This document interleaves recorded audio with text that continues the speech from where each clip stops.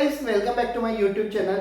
आप लोग देख के समझ ही गए होंगे कि आज का जो टॉपिक है वो है ह्यूमन स्पर्म के ऊपर होने वाला है। तो गाइस, आज हम ह्यूमन स्पर्म के ऊपर एक लेक्चर लेंगे और इसमें मैं आपको पूरा डिटेल में ह्यूमन बीइंग का स्पर्म जो होता है, ह्यूमन मेल का जो शुक्राणु होता है, उसका स्ट्रक्चर मैं आपको डिटेल में समझाता हूँ। आइए चलिए देखते हैं कि स्पर्म सबसे पहले होता क्या है। Sperm is nothing but male gamete. अब आप क्या कहोगे उसे? स्पर्म एक्चुअली मेल गैमेट होता है। अब मेल का गैमेट मतलब क्या? हमारा जो जन्म होता है वो हमारी मदर से, अगर कोई प्रेग्नेंट वुमेन किसी बेबी को जन्म देती है, अगर वो मेल चाइल्ड को प्रोड्यूस करती है, तो उस मेल चाइल्ड के अंदर उसके फादर और उसके मदर दोनों के कैरेक्टर आते हैं। और अगर वो वुमेन किसी गर्ल चाइल्ड को प्रोड्यूस करती है, तो उस गर्ल चाइल्ड में भी और फादर और मदर दोनों के कैरेक्टर आते हैं। और कैरेक्टर किसके थ्रू आते हैं? कौन कैरेक्टर को ट्रांसमिट करता है? तो वो ट्रांसमिट करता है स्पर्म, जो कि मेल की तरफ से ट्रांसमिट करता है, और दूसरा होता है एक एग, जिसे हम कहते हैं फीमेल गैमेट। तो फीमेल गैमेट, जब फीमेल गैमेट और मेल गैमेट दोनों एक साथ में आते हैं, तब जाके जाइगोट बनता है। और जाइगोट के बाद 9 मंथ की प्रेगनेंसी के बाद किसी चाइल्ड का बर्थ होता है। तो उस चाइल्ड के अंदर दोनों के मदर एंड फादर दोनों के कैरेक्टर आते हैं। और कैरेक्टर ट्रांसमिट होने के लिए किसकी जरूरत पड़ती है? स्पर्म की जरूरत पड़ती है। तो आइए चलिए देखते हैं कि स्पर्म स्ट्रक्चर है कैसे। So sperm is nothing but haploid motile male gamete. Haploid motile male gamete produces by spermatogenesis। ये देखिए स्पर्म क्या है। Sperm haploid motile male gamete है। आप मेल गैमेट तो समझ ही गए होंगे। अब ये दोनों शब्दों को मतलब समझ लीजिए। स्पर्म हैप्लॉइड मोटाइल गैमेट है। हैप्लॉइड का मतलब क्या हुआ? स्पर्म के न्यूक्लियस के अंदर 23 क्रोमोसोम होते हैं। स्पर्म के न्यूक्लियस के अंदर कितने क्रोमोसोम होते हैं? स्पर्म के न्यूक्लियस के अंदर 23 क्रोमोसोम होते हैं। एक्चुअली हमारी बॉडी में दो प्रकार के सेल होते हैं। एक होते हैं सोमेटिक सेल, एक होते हैं सेक्स सेल्स, या तो हम उसे जर्म सेल भी कह सकते हैं। तो जो सोमेटिक सेल होते हैं उनके अंदर 46 क्रोमोसोम होते हैं, मतलब 23 पेयर होती है।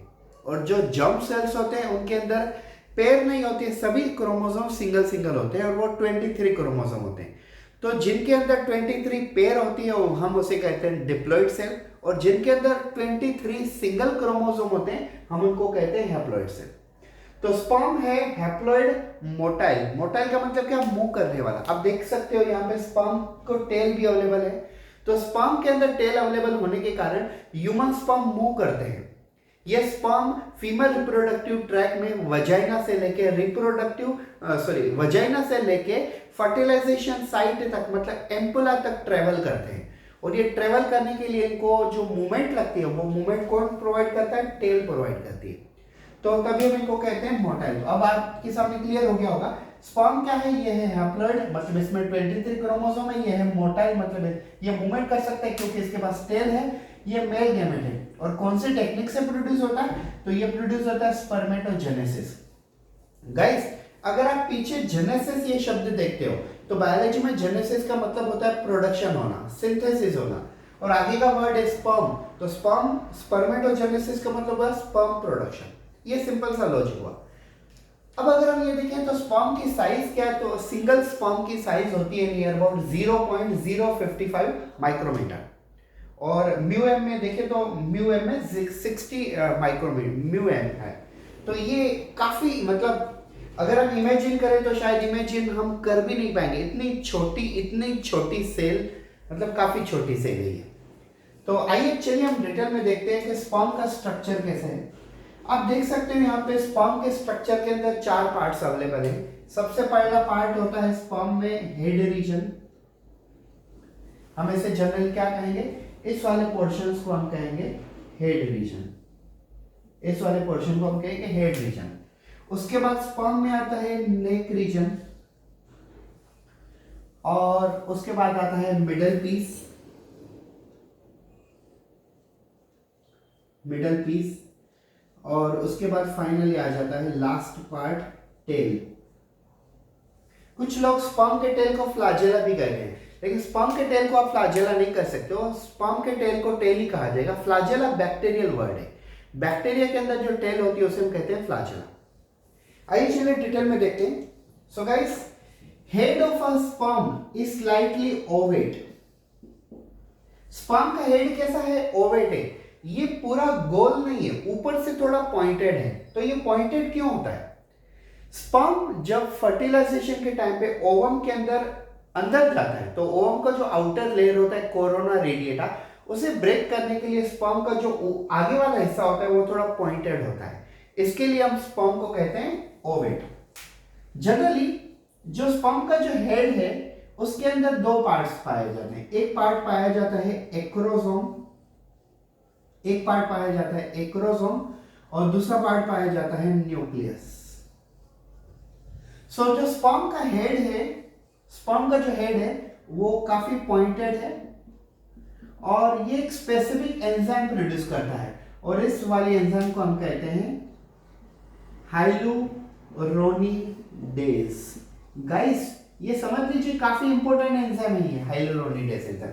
स्पर्म के अंदर हाइलुरोनिडेज एंजाइम है, तभी तो ये ओवम को ब्रेक कर सकता है। अब आप ये देख लीजिए, ये बेसिकली ओवम का लेयर है, ओवम का स्ट्रक्चर है। तो ओवम के अंदर दो लेयर होते हैं।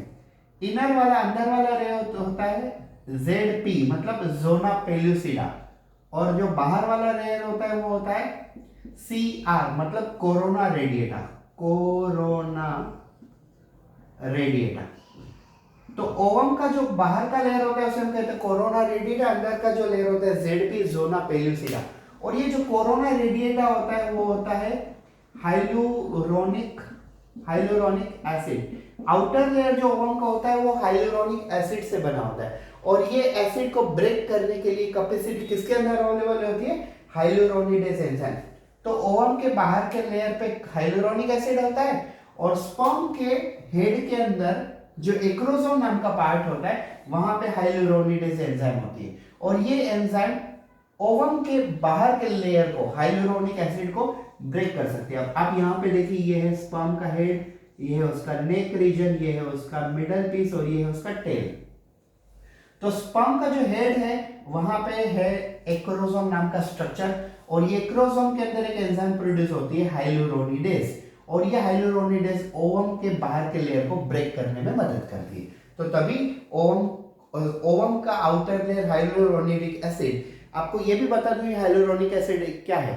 हाइलुरोनिक एसिड ये एक प्रकार का हेटेरोपॉलीसेकेराइड है, और ये कैसा है हेटेरोपॉलीसेकेराइड जिसको ब्रेक करने के लिए हमें हाइलुरोनिडेज एंजाइम ही यूज में लानी पड़ेगी। उसके बाद आता है न्यूक्लियस। तो स्पर्म के न्यूक्लियस के अंदर 23 क्रोमोसोम होते हैं, और ये 23 क्रोमोसोम में से 22 क्रोमोसोम ऑटोसोम होते हैं,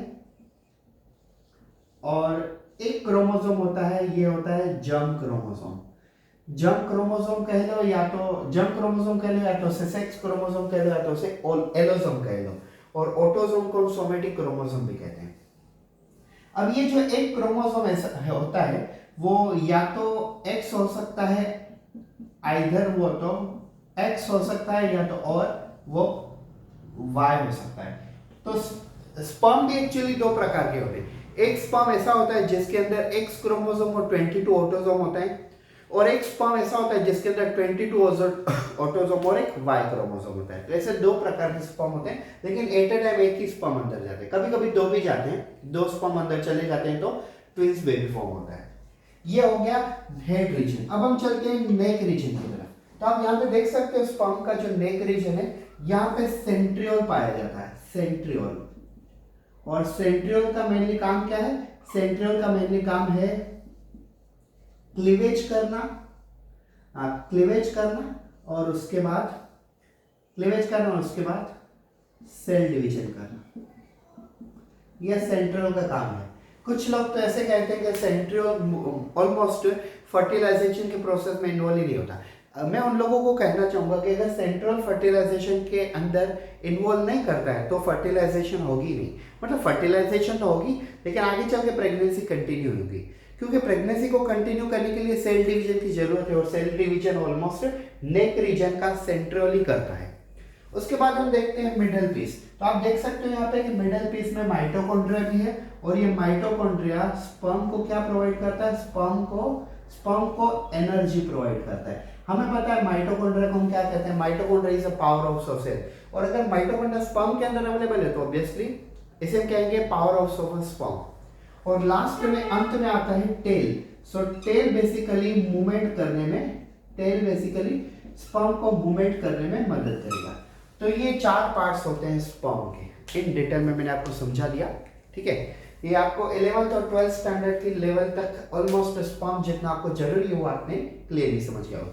अगर आप हमारे चैनल पर नए हो तो प्लीज हमारे चैनल को सब्सक्राइब कर दीजिए, क्योंकि मैं हमेशा आप लोगों के सामने बायोलॉजी के ऐसे इंटरेस्टिंग वीडियो लेके आता हूँ और प्लस एमसीक्यू प्रैक्टिस भी लेके आता हूँ। Thank you so much, have a nice day.